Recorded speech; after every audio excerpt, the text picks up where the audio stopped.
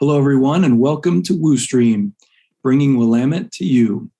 This evening's panel discussion, Wildfire in the West, is hosted by the Willamette University Sustainability Network. My name is Eric Lasan, and I'm from Alumni and Parent Engagement. Thanks to all of you for joining us. This evening's session brings together alumni and faculty with expertise from across the field of forest management, from conservation finance to industry to federal lands management. Our panelists will discuss forest management, strategy at the state level, and advocacy and partnership efforts in this space. Now, I'll introduce this evening's moderator, Peter Wersch. Peter is trained as forester and serves as senior project associate for Blue Forest Conservation, a nonprofit conservation finance firm that leverages private capital and innovative financial structures to scale ecological forest restoration and reduce wildfire risk on public lands across the West. Peter earned his BA in history from Willamette in 2012 and worked as an educator and climbing guide before pursuing graduate degrees from Yale Divinity School and the University of California at Berkeley. Peter is a leader and key organizer for the alumni affinity group, Willamette University Sustainability Network. Thanks for moderating this panel tonight, Peter. We're really excited to have you with us. Thanks, Eric. I appreciate the opportunity to do this. I'd like to begin this evening with Willamette's land acknowledgement. We are gathered on the land of the Kalapuya, who today are represented by the Confederated Tribes of the Grand Ronde and the Confederated Tribes of Siletz Indians, whose relationship with this land continues to this day. We offer gratitude for the land itself, for those who have stewarded it for generations, and for the opportunity to study, learn, and work and be in community on this land. We acknowledge that our university's history is fundamentally tied to the first violent colonial developments in the Willamette Valley. Finally, we respectfully acknowledge and honor past, present, and future Indigenous students at Willamette. And I want to start by thanking all of you again for being here, not only our panelists, but also all the folks, all 61 of you who are in our participants windows. We can't see or hear any of you, but we are really grateful for your time this evening. At the risk of being crass at the start of a Zoom call, this has been one hell of a fire season. On August 19th of this year, the U.S. Forest Service closed every single national forest in California due to the intense risk of fire on that landscape. The Dixie Fire became the first fire on record to burn across an entire bioregion, extending 963,309 acres across the entire Sierra Nevada mountain range and into the southern Cascades. A little further north, Oregon's Bootleg Fire burned 413,717 acres across the Fremont-Wainema National Forest. When combined with the Patton Meadow, Cougar Peak, Bratton, Watson, and 242 fires, there are 642,000 acres in Southern Oregon to reforest and recover. According to the Pacific Northwest Research Station, the post-fire reforestation need in Region 6 of the Forest Service, which includes Oregon and Washington, in terms of raw acres and seedlings, is now greater than it was at the height of clear-cutting on federal lands in the 1980s. Our fire season has become what fire scientist Stephen Pine calls the pyrocene, where the impacts of historical management of forests and changing climates are becoming impossible to ignore. In this moment, fire scientists and folks working on solutions are more visible and vocal than they ever have been about their work. And I'm incredibly grateful to Eric Lasan, Marshall Curry, and everyone in the alumni community for giving me the opportunity to talk to a bunch of really talented and thoughtful people about a really complex topic. As mentioned earlier, this event is hosted by Willamette University Sustainability Network, which is the affinity group of alumni, staff, faculty, and current students from across Willamette University interested in sustainability-related issues or who work in sustainability-related fields.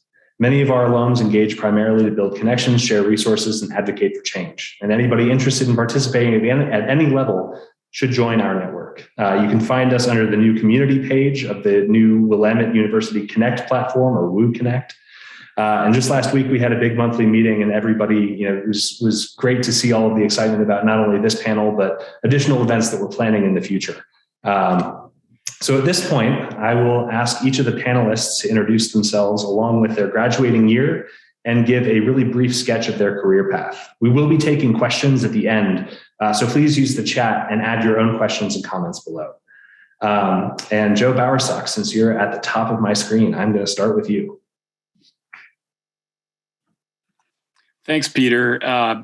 First off, I just want to say thank you, Peter and Eric, for organizing this, and also to the Willamette University Sustainability Network for sponsoring this. This is just a great opportunity. I am not a Willamette graduate, right? And I apologize for that fact, but I have been at on the Willamette faculty since 1993, so I've been here for a while. And I thoroughly have enjoyed my time here. I'm in the environmental science department, where I'm the Dempsey Chair in environmental politics and policy and law. A lot of my teaching is engaged with forestry and forest management. I'm teaching my research intensive course in forest management right now. And it's just a pleasure to be here tonight and to see some graduates in this frame here as panelists as well. My own career path has been, like many of us, kind of circular in different ways. I initially thought at my undergraduate years that I wanted to go into the Foreign Service, and thought that was the track for me, and actually was trying to ignore some of my family background in forestry and forest management, and thinking that I didn't want to do that, right? Wanted to do something else, and well, a few years later, I guess this is where I'm at. I ended up doing my graduate work back at the University of Wisconsin-Madison in public policy and environmental policy, with a real focus on forests. Since coming to Willamette in 1993, I have continued to learn and experience many things. I actually went on to do work in environmental law, and got an environmental law certificate, and then also did work in forest management and sustainable management. And I can also say, just to close up here, that I'm really, really excited about the new program that we have at Willamette, which is a 3+2 program for students that are interested in careers in forestry. We have this with my undergraduate alma mater, Oregon State University, where students can do 3 years of Willamette and 2 years to get their master's of forestry. And I'm really excited about that. So that's it for me. As a Cal Forestry alum, I'll try not to be too mad when the OSU folks beat us at baseball every year. Terry Collins, let's go to you next.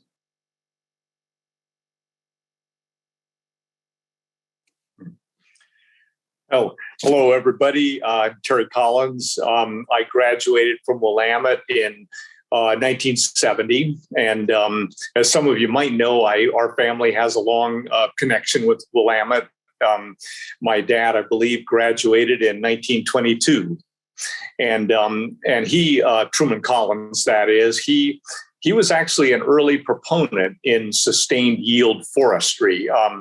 When we built the mill in Chester, California, where I currently live, he had this large land base, which actually much of it had been acquired by his father back in 1902. And so he basically decided to put those lands on a sustainable basis so that they could continue to provide stable employment in the town of Chester and surrounding communities. And so that's the way we've managed those lands all, for 80 years since the early 40s. And then this summer, we had the Dixie Fire, which burned up 60% of our forest here around Chester. So obviously, this is a big, very relevant topic for me, as it is, I'm sure, for the rest of you, because we're all aware of the hundreds of thousands of acres that are burning up every summer. And so anyway. So I think this certainly leads to some really serious discussion about how we can manage our Western forests going forward so that they will be more resilient to fire. So thank you.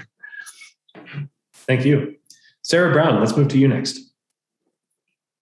Sure. Thanks for this opportunity and thanks for organizing. Nice to see a few familiar faces. So I graduated from Willamette in 2001. Proud to say that I took several courses from our fearless Dr. Bowersox here. Graduated with a bachelor's of science in environmental science and a minor in politics. So I fought fire to help pay for education at Willamette, and I liked it so much when I graduated that I continued doing that. I ended up, in large part, thanks to Dr. Bowersox, attempting to go to law school, environmental law, but I actually dropped out because it wasn't for me and kept fighting fire. And so instead, I decided new goal would be to become a smoke jumper, one of those crazy people who parachute into fires, near fires, really. After a failed attempt at completing smoke jumper training in 2003, I finally became a smoke jumper at the Redmond, Oregon smoke jumper base. Really loved my time as a smoke jumper, decided it wasn't going to be my forever career, started a master's degree at Washington State in environmental science and regional planning. And then unfortunately had a bit of an operational career-ending firefighting jump accident where I broke both of my legs pretty badly. One resulted in an amputation below the knee. So I switched my career path from a fun time of jumping out of planes to studying fire science. And I started my PhD at Colorado State, moved over to University of Wyoming when my grad advisor moved there, and graduated in 2011 with a PhD in ecology with an emphasis in fire ecology.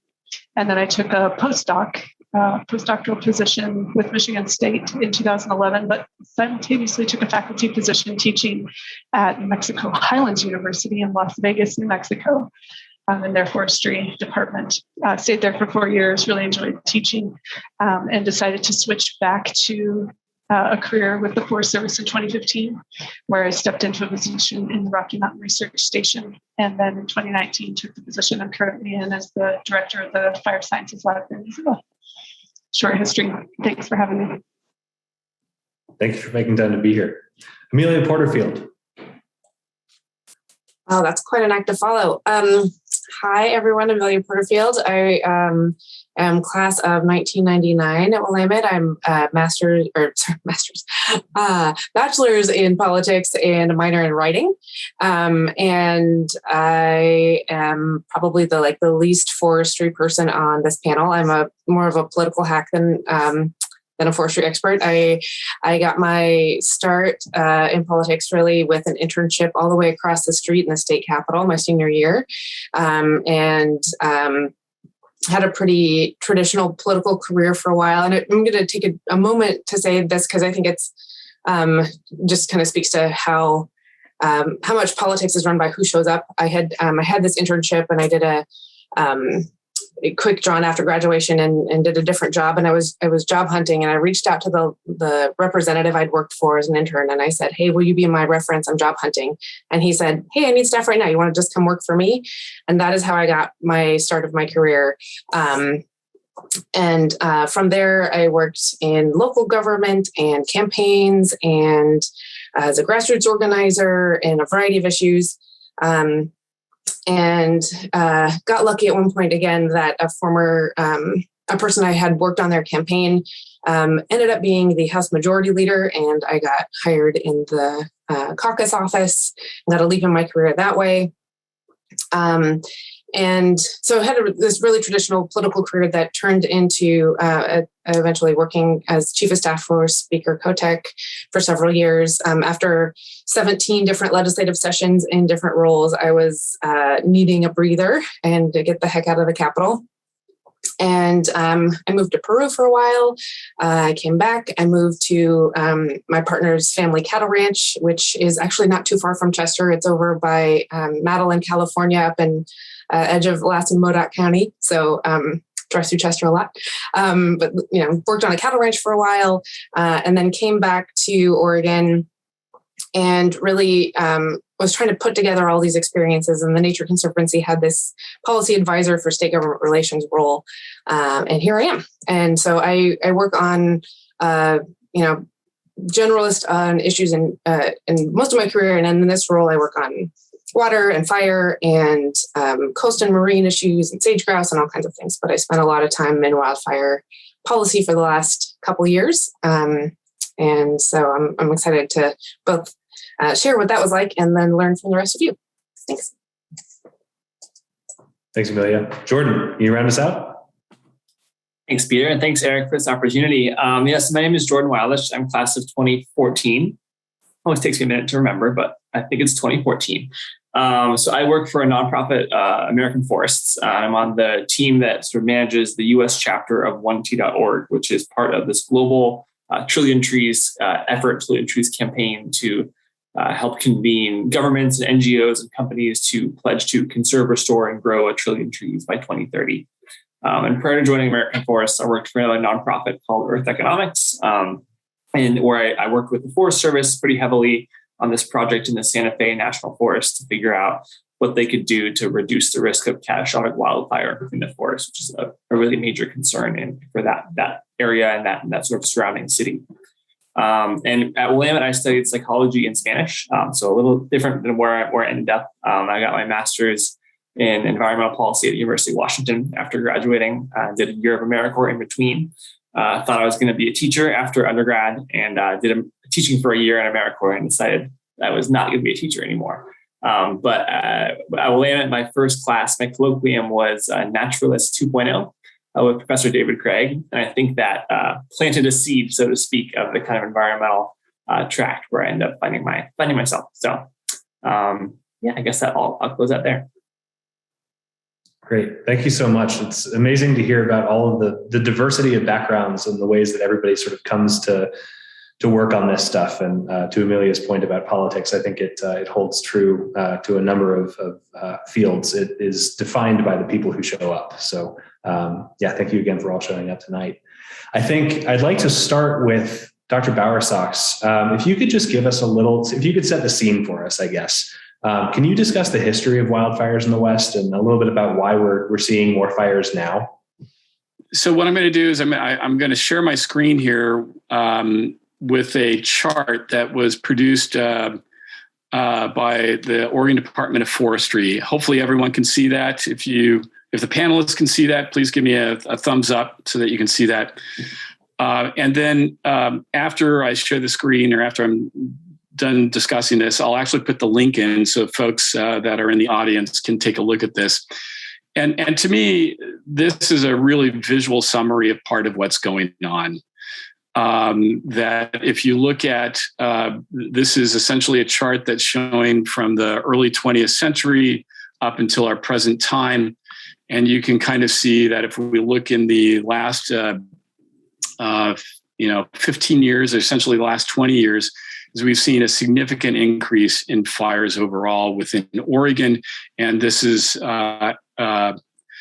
also what we've seen throughout the American West generally. And this is kind of a perfect storm. It is both the result of a post-World War II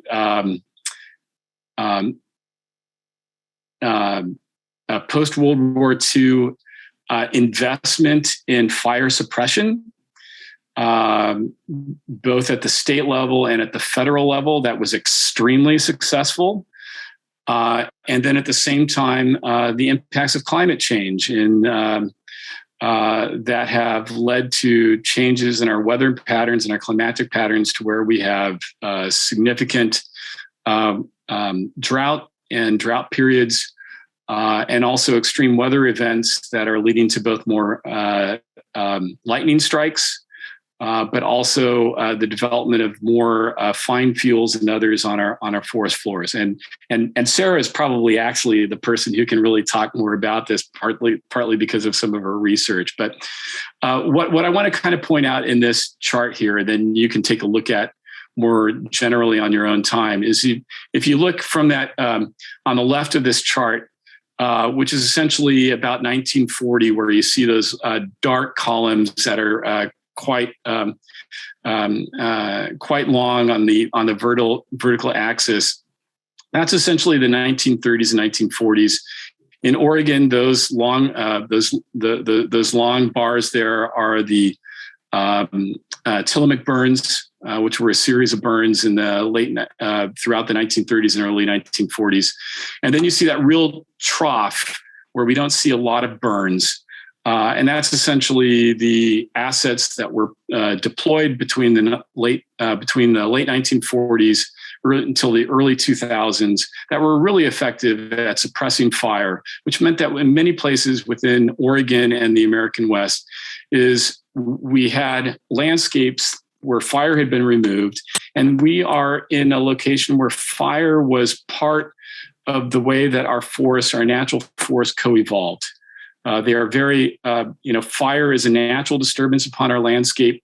And by removing those periodic fires, we ended up with a tremendous amount of fuels that were on the ground.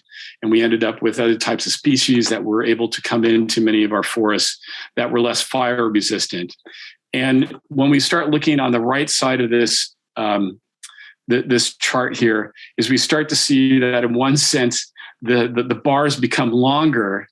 And actually, I had a colleague that was in the Forest Service down in Southern Oregon that essentially, by taking a look at some of this at the regional level or at the forest level, was able to see that in one sense that those about 40 or 50 years of fire suppression, essentially everything then burned in the last 15 years that in one sense might have been burned in those previous years. So we have a time where we have been very, very good at suppressing fires, only to be now confronted with buildup of fuels and then climate change, which has changed our weather patterns in many ways, increased the availability of those fuels, and now we're feeling the consequences of that. I think at this point it makes sense to kick it to Sarah. And what would you add to what Joe mentioned? And then I'd love to hear a little bit from you about how the Forest Service perceives this changed paradigm that Joe's described. Yeah, I don't have much to add to what Joe said. I would have said something very similar, right? We've been highly effective at suppressing fires for a large chunk of time. The stats that I hear frequently are we're about 98% effective at suppressing all of the numbers of fires, but it's that 2% of the fires we don't catch that get big and extreme, like the Dixie Fire that we've mentioned tonight, Bootleg, Caldor. We could probably go on and on. So I don't have a whole lot to add to the science piece. I think Joe has it right. So you asked me about how the Forest Service perceives this sort of potential change, right? So we've all, I'm sure, witnessed and read and listened and podcasted and whatever the social media thing is of the day. Sort of, for me at least, a switch in the media, right? Just 5 to 10 years ago, we read articles about devastating fires, terrible fires, goodness gracious, we got to suppress them. And there's seemingly been a sea change in the media, right? There's been a washing over of articles about, boy, maybe we need to change the paradigm within which we think about fire. And the Forest Service is starting to do that. So from my perspective as a program manager of a large fire science group, I hear from lots of Forest Service employees that they recognize that a change in the fire system is needed. It's been needed for a long time. And it's absolutely supported by research, right? Some of which Joe just presented. There's lots of other things. You can do a simple Google search and come up with all sorts of graphs and charts for various areas. These changes that the Forest Service has been talking about are absolutely in alignment with the National Cohesive Strategy. If you're unfamiliar with that, it's a sort of all lands approach. A bunch of land management agencies and partners got together and said, what do we want to do? Well, we want to make the landscape more resilient to fire. And that cohesive strategy is underpinned by fire science around the concepts that Joe just talked about. And so some of those major tenets are that Western ecosystems are adapted to or dependent on fire, right? Our land needs more fire, not less fire. But here's the tricky part, the nuanced part, right? This fire needs to be the right kind of fire at the right time of year, in the right place, and at the right scale. And so lots of stars have to align for all of those things to take place. And that can be really confusing and convoluted, right? You hear, man, the Dixie Fire was bad. Like, what do you mean the prescribed fire is good? Well, those are some of the differences, right? The right kind of fire is the right place, the right time, the right intensity, the right prescription, all the jazz. And so it's also really well recognized when we need this change in fire paradigm. It can't be done by just the Forest Service, right? It has to have an all lands approach. We will hear this. I suspect we've heard it a little bit already. It requires a lot of partners, but not only land owning and managing partners, but the public also has to be ready for and ready to support this change. It is a big change, right? It's a change in fundamental acceptance of fire and how we live with fire. So I am cautiously optimistic that this change in this paradigm, right, a paradigm shift will be successful. Isn't guaranteed. Lots of parts and pieces have to happen, but hopefully the social license is being built with the media in order to kick it off in the right way so that we can avoid big, devastating, terrible fires that we were hearing about not very recently. Hopefully that helped answer that. If I missed the mark, hopefully someone will tell me. Thanks.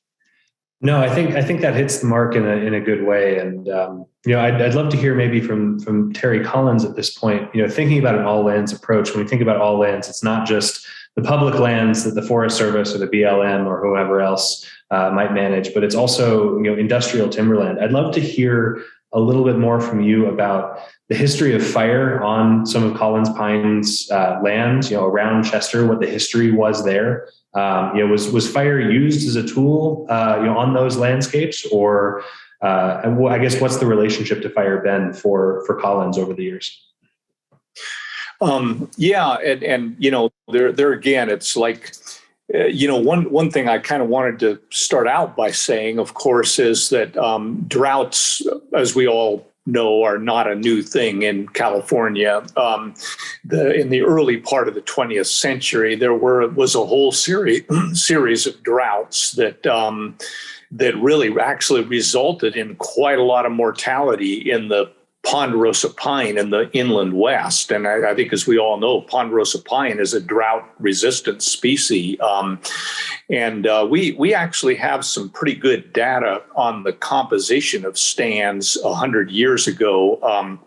There was a pretty extensive cruise done on our lands back in 1924. So we have a pretty good basis of comparison. How did the forests 100 years ago compare with now in composition? And there's kind of three things that sort of stand out with me when I look at that. And one is that the forests 100 years ago, of course, had a larger average tree size, as we would expect. They also had a higher percentage of pine versus fir than our current forests. And the third thing was they had a lower density or a lower basal area than the forests that we're managing today. So I think all three of those things are relevant in trying to determine how do we make our forests more resilient going forward to fire. And so I think that's kind of one of the things that I think our forest has been managed over the years in a way that we thin the forest. We take out trees of all sizes, but leave trees of all sizes. And by doing that, we can, in a sense, we're thinning in all age classes and trying to open the forest up. And I think that will enable us, and it has enabled us on numerous times where fires have burned up to our boundary, and we've been able to backfire on our own lands and prevent the fire from getting very far into our lands. The Dixie Fire, of course, was an exception to that, where it just exploded and just got totally out of control. But I do think that what we've done over the years in managing our forest is kind of, I feel, going the right direction. We're wrestling with things like, well, do we need to open up these forests more than we have in the past? And then you're starting to get into trade-offs. As a timber company, naturally, we want the land to be productive and put out, have a lot of good wood fiber growth per acre per year, but maybe we have to sacrifice some of that in order to open up the stands more. So we basically, instead of taking out, say, 30% of the merchantable trees and then coming back 15 years later and that area is ready to be thinned again, maybe we take out 35% or maybe 40%. And then we come back maybe 25 years later. But by doing that, we open up the stand more, but then again, we're probably going to sacrifice something in productivity of the forest in return for hopefully preventing the kind of catastrophic fires that we've seen. So I'll stop there for now, but thanks for listening. And I might actually kick it back to Sarah for just a second. Terry focused in a big way in his response on the role of forest and fire science in planning on the industrial side and sort of the considerations that go into risk management when you are thinking about trying to maximize woody material per acre per year. Can you talk a little bit about how the Forest Service thinks about operationalizing some of the science that you create at the Fire Lab in Missoula? Yeah, that was a perfect lead in, Terry. So the Fire Lab has been around since 1960, and it was originally set up to try to focus on science that will help keep firefighters safe. Since then, it's branched out to have lots of different silos of types of research.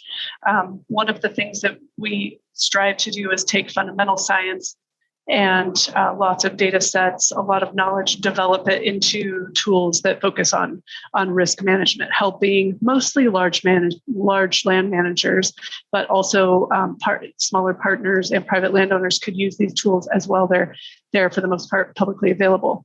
These tools are at their heart usually have fire behavior analysis packages in them, trying to couple things like atmospheric stability and weather forecasts for 7 days, trying to provide a sense of what fires will do in an area. You can actually run an area of your existing landscape and see what kinds of different fire behaviors you would get during different types of weather conditions. You can also use something called Wildland Fire Vista Communities. I can stick this in the chat if people are interested. You can actually look up your hometown or location you care about, your landscape, and see what the risk is across the landscape. So we have a suite of tools and models. There are smoke focus models, there are fire behavior models, there are wind models, there are all of the different components for all the variables that go into making a fire like the Dixie Fire, right? And then the analytics behind them to try to provide the user with risk-based opportunities for making decisions strategically about their landscape. We also have a suite of tools that's exactly what Terry was just saying, that can be used, although some of them are more complex and require maybe a scientist to run. But the goal is to do what Terry was just describing, try to figure out what those trade-offs are between, do I thin my valuable timber? How much, what's the right density versus the trade-off versus the risk versus what are my neighbors doing? What is the probability of a fire coming, cross-boundary transmission probabilities, right? Trying to couple all of that decision-making, complex decision-making with analytics to back it. So there have been lots and lots of well-funded efforts wrapping fundamental science into these tools that help people as best they can make tough decisions. And I will just say from personal experience using them, there has never been a perfect scenario where the user of these models is like, aha, I know exactly what to do, right? It's that trade-off that Terry just talked about, right? I'm going to have to lose a little bit of timber to gain a little bit of safety or risk so that the next Dixie Fire doesn't take out my entire stand. Really tough stuff. So we try to provide thoughtful risk-based decision-making tools around that. Thanks. Jordan, I'd like to take it to you next. In your introduction, you talked a little bit about the work that you did with Earth Economics about planning with the Forest Service for big projects that try to reduce the risk of wildfire on a landscape. Can you talk about the role of partner organizations to the Forest Service? How do groups like American Forests and honestly Blue Forest and some of these other partner organizations work, and the Nature Conservancy for that matter, work to support some of the efforts that the Forest Service undertakes when they do plan projects on this scale? Yeah. I think the Forest Service is really one of the things that makes the Forest Service so successful at what they do is their interest and sort of their engagement in bringing in other perspectives and voices and ideas to the table. So whether that's Blue Forest Conservation, bringing in this innovative kind of forest resilience bond approach, or any of their other partners where they're coming to the table with other ideas for how to fund or how to make this work more cost effective. In the case of Earth Economics, our work was focused on figuring out what's the cost benefit analysis of investing in forest restoration work in this fireshed. But I think that broadly there's this huge challenge both across national forest land, but state and private land as well. We know the solutions, or some of the solutions. We know prescribed thinning is really important. We know prescribed burning is really important. We know that post-fire restoration is often essential after these severe fires, but it's also really expensive. And so figuring out the innovative ways to fund and finance that work, which is going to often include partners, whether that's utilities or that's public companies who are investing in carbon offsets that partially fund this work. It seems like that partnership model is going to be really essential to getting the funding piece lined up to be able to get this work to the right scale that we need. And to push a little further, I mean, you talked about prescribed burning, you talked about thinning. Obviously, reforestation is going to be a key component for thinking about how we keep these forests as forests and keep these landscapes intact in the long term. Can you talk a little bit about the Trillion Trees Initiative? Just how are we planting 1 trillion trees in the United States? What's the goal? Sort of when we think about reforestation in a post-fire context, what are we talking about? Yeah. So within the United States, we know that there's a lot of capacity for reforestation across the country. And in the West, a lot of that is reforesting burn scars, burned areas that have just not regrown post-wildfire. And we know there's a critical need that the Forest Service sort of tracks and monitors the need for seedlings, and it far exceeds the annual planting. So we know there's this growing need and sort of essential opportunity for reforestation in these burn scars. The question is, how do we get there? So we've seen a lot of companies making commitments to plant trees. Whether that's folks like PepsiCo or Coca-Cola who are planting in the watersheds that they benefit from, or Microsoft who are investing in carbon offsets that support that planting. We've seen a lot of private sector engagement. That's definitely a piece of the puzzle. I think being able to really increase at the pace we need is going to take both the private sector voices, but also some really innovative policy. We need more public funding for the Forest Service. And so there's this definitely needs both in the private sector, opportunities for the private sector to step up, but the policy has to follow suit and really be able to kind of fund this work at the right scale. That's well said. And it sounds frighteningly like we're getting into the realm of politics. So I actually think, Amelia, this is the point at which we should turn to you a little bit. Can you talk just a little bit about how policymakers think about problems like wildfire and what moves them to action? Sure. And it depends on the year. And sometimes you have an extraordinarily devastating fire season, and in some years you don't. And the way that Oregon is set up to pay for all of that is a little bit unique. We are the only state in the nation that has a Lloyd's of London insurance policy to help pay for our fire costs. And it has been dicey about whether we've been able as a state to hold on to that insurance policy, because they can do math. And at some point, the climate is changing and fires are more extreme. But really, whether the state pays or not is whether the fires are burning on state lands or not. And does FEMA reimburse the state? Does the state pay for it? So often over years, fire has been a financial discussion as much as a natural resources discussion. Knowing that all of these things have been enhancing over the past several years, Governor Kate Brown put together was it Wildfire Response Council, I believe it was called. We've had a few wildfire councils, but that one came together in 2019 and built a really comprehensive kind of map of like all the things that we should consider in a state to modernize our approach to fire.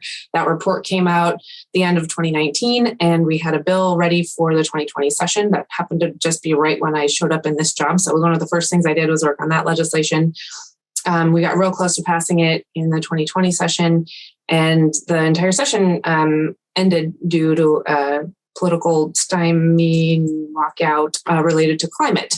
And so that bill died and we had to start over. Meanwhile, 2020, the state burst into flames. And I think one thing I want to just kind of insert in before going into the legislation itself is, and a complication is that forests are different. And so we have a lot of the fires in 2020 burned in these really kind of wet, productive forests that don't see fires very often. And that is a very different thing than our fire adapted landscapes in central eastern Oregon. And they require different solutions. So the political will that was built out of these fires in these wet forests, we had to be really careful that the solutions then didn't actually match the like more kind of common ongoing needs. So you're going to do something different in Astoria than in Ashland to be responsive to the right fire need. And some of our forests need fire, and some of them burn 13 years in a normal interval, and sometimes it's 300 years. And so how do you craft solutions that match that appropriately? So that was kind of the discussion heading into this legislative session. And amidst one of the most volatile budget cycles I've ever seen, turns out we got some federal dollars dropped from the sky at a really lucky moment. And we had this policy package put together that is a really comprehensive modernization of Oregon's approach to wildfire. Washington actually did a similar thing because same. We have a lot of force. We have a lot of need to modernize. And so we passed a piece of legislation that maps wildfire risk. It does smoke shelters for health. It has forest and other landscape restoration treatments. It has defensible space and building codes and youth conservation course so that there's a workforce. It really is a huge piece of legislation that touches on a lot of both the suppression parts that we still need to work on. We can't not worry about fighting fires, but not only that, and it really addresses fire adapted communities and our kind of long-term resilience for communities and forests. So that legislation passed with about $200 million in investments, and not without controversy. We actually hit a moment. The bill passed literally on the very last day of session, and it almost didn't pass just for the very question of, should we define the wildland-urban interface, which I see the WUI in the chat, love people knowing what the WUI is, but should we define the wildland-urban interface in statute or an administrative rule? And that alone almost blocked getting votes for this legislation. So we just defined it in rule, and that just got adopted a few weeks ago. So there's a lot of acknowledgement that we have to do something different. But then, like many things, what is the right solution? It starts getting complicated. And luckily, we had a lot of energy and leadership and leaders in communities that themselves were busy recovering from fires. And we can't have the political feel of doing nothing and letting another fire season come was just untenable. So it was time. And so now we're busy implementing this really big shift in how we approach fire. Thank you for that. If I can add one more sort of policy note on the federal level, if folks are tracking, and don't blame me if you're not, it changes like every 4 hours, the Build Back Better Act right now that includes this really exciting piece of legislation called the Replant, which would be billions of dollars in funding for reforestation. So we're hopeful that this will be part of the package, and if so, it would be the largest, or one of the largest, if not the largest, single sort of public funding for forest climate investment in U.S. history. So we're hopeful that in the next, I don't know, I want to say days, maybe weeks, I don't know how this works, that the act will pass and include the Replant Act as part of it for this really significant boost to post-wildfire restoration funding. Yeah, and just to pile on a little bit, I mean, there's also opportunities for conservation finance authorities to be extended within the federal, within the Build Back Better, and within a number of bills that have been put forward by senators from California and interest from folks in Montana as well. And it's a great moment to be working in this space. I think in large part because there are a lot of people from a lot of different parts of the field overall who want to push on this and see where we can make some improvements. To push a little bit on the question that's in the chat about the wildland urban interface, I'd like to open it up just to the panel, and so whoever wants to jump in ought to. When thinking about the wildland urban interface and risk to communities, what should we be thinking about? What are the risks that are most sort of paramount in your mind as you're working through in the different fields and different contexts that you are? And actually, I see we have a question here as well. Maybe if I can say a couple things, in part because I spent 4 hours in a rulemaking meeting this morning describing the details of our wildland urban interface definition. We spent, I think, an hour and a half trying to figure out what structure means. So great when you have the right people on the call for this sort of thing. You could go real deep. So I think to the quick question in the chat, the difference between having it be in rule and statute. Rule is easier to change, statute's more fixed. That's who's involved in the discussion changes. Is it a political vote or is it built by kind of implementer, administrator, bureaucrats? All those kind of things. Who felt like they had better influence in which setting? The words ended up being the same, but the process was different. So, politics is not always a rational decision-making space, but we all still go through it. So I think for the earlier question about communities, and I'll definitely lean on some of the more science folks here, but I think one of the kind of questions is how do you define and treat differently areas that are on the cusp, either like where they meet development areas, where they meet wildland areas, and then where they intermingle. And so do you perhaps think about building codes, especially for places that are recovering? How do you build back your home? So build back better is a different phrase when you're talking about fire recovery, perhaps, than other things. How do you think about land use? How do you think about evacuation routes? There are all kinds of different ways that you consider. If your community is in a fire-prone area and more people are moving to those spaces, and because they're beautiful, you're in the forest, then how do we make sure those communities are built to be ready for the fires that we know will come? And then manage those fires to be, as Sarah was talking about, to be the kind of fires that we can actually live with, rather than prevent entirely, because they're going to come. We're going to have more fire, and we have to figure it out.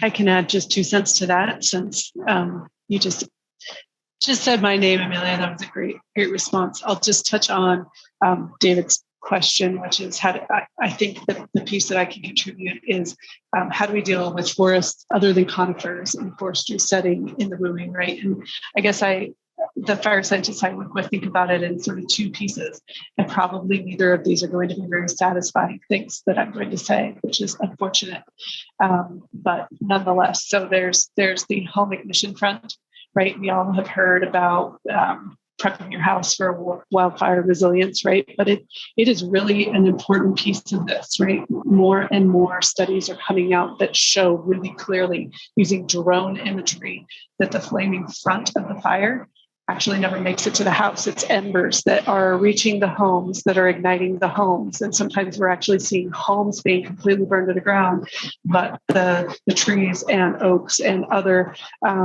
fuel around the home still standing green.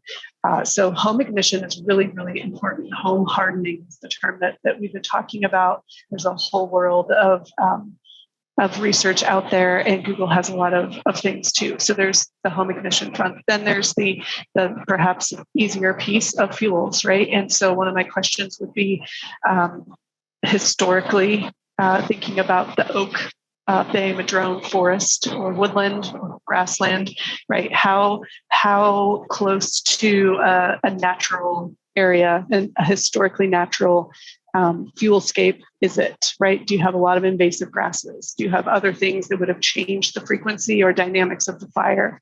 More often than not, we're finding in a lot of oak systems, particularly in California, that there are invasive species that are absolutely changing the natural fire regime. And so trying to understand what the fuelscape looks like as it relates to the ability of fires to carry, but maybe even more importantly, to throw embers to the houses is really important and key. So those two components, neither of which are particularly fun to talk about. The cure for those, of course, is home hardening, and then reducing fuels in that ecosystem, probably by using fire, so prescribed fire. We also have a question that came in a little bit before the panel itself from a graduate an MBA graduate of 2014, Lisa Flynn, who asks, utilities in the West play an important role when it comes to managing wildfires. Large investor-owned utilities like Portland General Electric, Pacific Gas and Electric, Southern California Edison, and San Diego Gas and Electric are all impacted by the increasing scale and severity of wildfires. What can utilities do to be good partners as we look towards the future? Again, anybody who's interested in answering ought to. I can speak to that unless anybody else, I know I'm talking a lot, but within this legislation we just passed, turns out there is a whole section on utility mitigation plans. And in fact, this was such a critical piece that in the gap between the first round of trying to pass a wildfire bill and the one we actually did pass, the governor included in an executive order direction for utilities to come up with these mitigation plans. So they actually got a year head start on the rest of the legislation, thinking about the stories we've all heard in Paradise where power lines helped ignite some of these fires. It turns out burying every single power line in a state is super expensive and takes a really long time. So what are we doing to make sure that that our infrastructure is safe and intact? Because if you think about you're in a community, maybe you're in a hospital and your power goes out, that's a really big problem. Also, you don't want those power lines igniting fires in places that especially in these high wind events, like that's a different kind of scenario. So utilities have been great partners. They have been actively working on it. And honestly, some of the COVID downtime, we heard a lot of utilities going out to use the kind of quiet where people aren't as much on the roads to in areas to do some maintenance on their lines. So they're a really key partner in many ways. And so they're on the way of making these plans in Oregon anyway. Great. I'd love to jump to maybe a related question. I mean, a lot of the conversation around utilities tends to start and end with, did the utility start the fire, especially in a place like California where you have strict liability for, if you start a fire, you are liable for all of the damages that are caused by it. Paul sends in a question asking about his particular bioregion, which is the Coast Range, saying that there are a significant number of fires there. The majority of fires there are human-caused ignitions, and whether there's anything that might be done to manage that particular set of risks. And I think I might be looking at Sarah and Terry, just thinking about multiple uses for industrial forest land and the Forest Service's commitment to multiple use as well. Terry, do you want to take a stab? I guess that I would say, and this is kind of maybe getting a little bit away from the initial part of your question, I think, but I do think that like the model of forestry that we've practiced in Chester is very consistent with the idea of multiple use management. By thinning in all sizes and leaving all sizes of trees, we are able to maintain a healthy forest that has a wide variety of wildlife habitats and natural beauty for the area. And it also is a forest that produces a good variety of a diversity of products as well, including some very valuable clear grades of lumber from our bigger pine trees. And generally, when we manage the forest, we tend to harvest the white fir more aggressively than the pine. And again, that's kind of one of the things that we have to do to try to bring that forest back to being a little bit more like the forests as they were back in what we refer to as pre-European settlement times. So I think that's really important.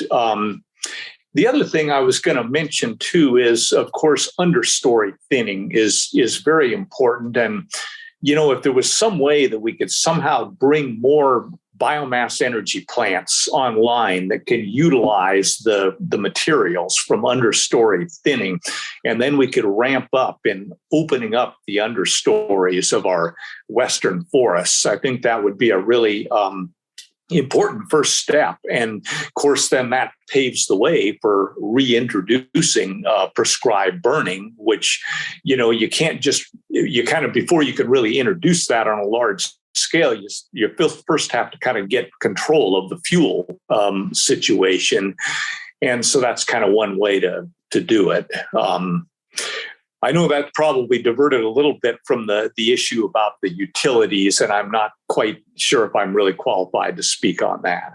Well, no, I think what I can take away, at least from the answer that you gave, is that there's an important aspect of risk management, especially when it comes to human-caused wildfires, that involves managing the forest in a way so that it's structurally prepared to be either resistant or resilient to a fire when it comes through an area.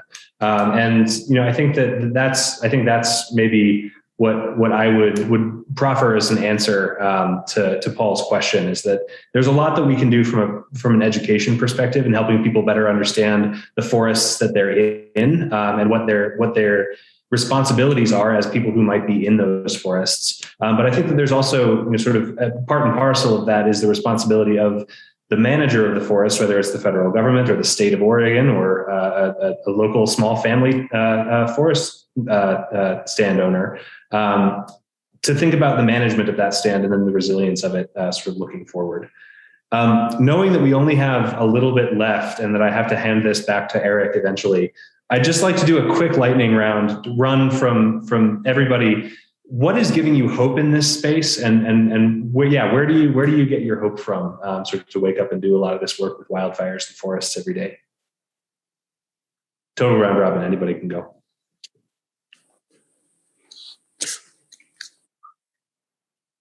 Well, I guess since I'm unmuted, I'll just start out by saying that I really have been pretty inspired by the people who work on our forest and who you can imagine what a devastating loss this was for us, and I'm sure that they really felt it. I mean, this is like, it's more than just the loss of an asset. I mean, it's like being part of a legacy of managing these lands all through these years to produce, a steady source of resources, a stable employment, and everything. And yet, I find that people really are thinking ahead. And of course, I guess as foresters, we are kind of trained to think ahead, to think of the long term. The areas that we are reforesting are not going to start producing logs for the mill till the end of the century. But foresters think long term, and we're really trying to find a way forward where we can.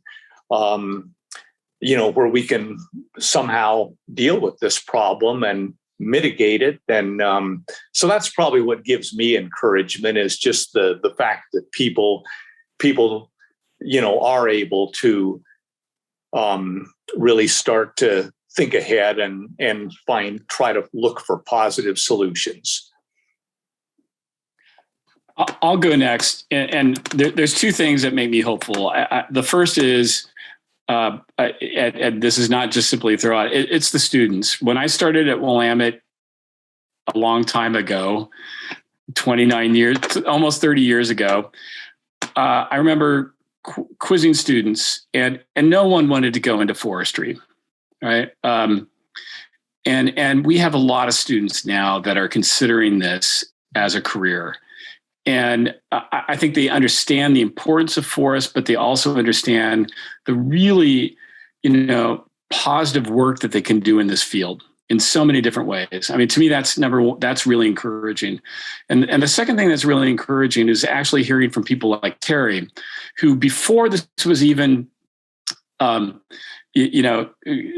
this was even popular, kind of going out and reading the landscape, right? And that their family went out and sat there and said, what was the historical fire regime in this area? What were the trees that were here? Because as Sarah was saying, this is what absolutely needs to be happening, right? We need to we need to be learning for the past so that we can prepare for the future, and understanding that in order to have productive and resilient forests, we might have to sacrifice a little bit of economic efficiency in order to have both that sort of broader social and ecological and economic resilience, right, over time. And to me, that's really encouraging. And I would encourage anyone, that website that Sarah put up. Great resources for all of those of us who practice private forestry. We have private lands. It's really important that we take advantage of these resources that the Forest Service and the State Department of Forestry have provided to us. That's really critical.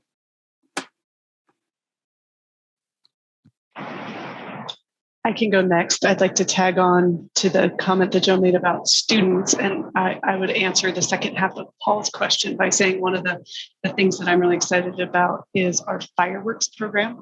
There have been several social science studies around fire and trying to educate people in general. And one of the key ways to educate adults is actually to educate the children, right? And like Joe said, right, when I was coming up through school, I never got a lecture or an opportunity to study fire ecology or fuels or forestry. It wasn't until I came to Willamette that this even was a thing for me.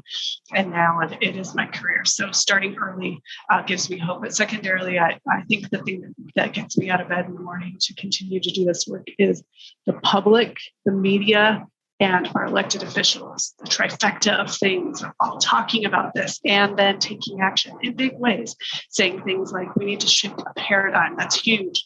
And it's really helpful. Thanks. I can go next. I think the one thing that gives me hope is the momentum we're seeing, whether that's these policies moving through at the federal level that are like the biggest ever and with bipartisan support, or on the private sector, there is $500 million in private sector investment in reforestation and conservation in the US alone last year, which is twice what it was 2 years ago, which is twice what it was 2 years before that. So I think we're just seeing like some really exciting momentum that wouldn't have felt possible 10 years ago. Yeah, I'll echo that. I think the energy is really exciting. And at the risk of circling all the way back to the beginning, I think that I'm really hopeful that we are, again, sorry, my cat, we are again honoring the traditional knowledge of our tribal partners, and that we are, acknowledging again that, since time immemorial, people manage these lands, and that fire is part of the solution as much as it's a problem.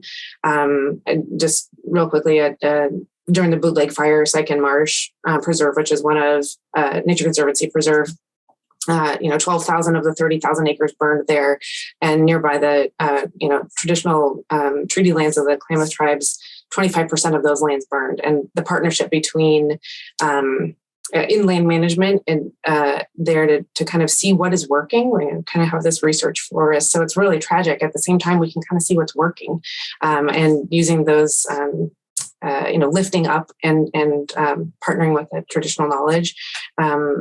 Seems like that, we're doing a lot of research there, but the anecdotal stories are that, where we put fire back on the landscape, those forests did better in a really extreme, scary fire. So I find that really hopeful. And instead of casting aside that knowledge, we're returning to it. So thanks for bringing us all together today. This energy also gives me hope. Yeah, I'll second that. Thank you all so much for your time this evening. I'm going to hand it back to Kendrick Arakaki, and he'll sing us out. All right, thanks, Peter. As a reminder, please take a few minutes to set up a WooConnect account. If you missed the link earlier today, I have gone ahead and posted it in chat. Join WooConnect and join the Woo Sustainability Network for more discussions and events around sustainability and more. Thanks, Peter, for hosting and facilitating the conversation, and to the rest of our panelists for sharing such important information and strategies with us moving forward. Hopefully, our audience picked something valuable out from somewhere within the panel and are inspired to take action in their own ways. To you, our audience, thanks for joining us. Panelists, thank you again. Peter, thank you for facilitating. Everyone, take care. Have yourselves a great night. Have a great evening, everybody. Thank you. Take care.